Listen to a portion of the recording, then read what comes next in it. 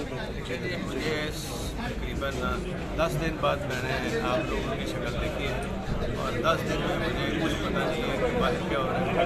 और एक बिल्कुल छोटा सा सेल है, ना वहाँ बिजली है, ना सही तौर पे खाना जेल का दे रहे हैं और सख्त मेरे पाँव अभी भी सूजे हुए। और कार्डियोलॉजी जब मैं गया हूँ तो वहाँ इन्होंने मैक्सिमम थोड़े टाइम में मुझे निकाल लेंगे और वहाँ से बुलाया और बिल्कुल ना इलाज करने दे रहे, मुझे ना मुलाकातें करने दे रहे, घर वालों से भी मुलाकात बंद है। और दूसरा जो है ना, कोर्ट में भी मैंने अप्लाई किया हुआ है बी क्लास भी नहीं है। और ये सारी चीज़ें हैं जो कि मेरा राइट है ये।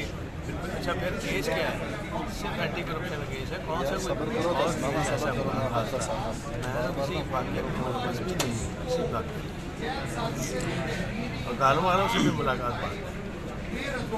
अच्छा चौधरी साहब, ये जो आजकल प्रेस कॉन्फ्रेंस का सिलसिला हो रहा है, कोई आप इस तरह की प्रेस कॉन्फ्रेंस पीटीए की छोड़ने का इरादा? यार मुझे मिलने नहीं दिया जा रहा किसी को। प्रेस कॉन्फ्रेंस तो एक तरफ है ना, मीडिया से पहली दफ़ा आपको मैं मिल रहा हूँ।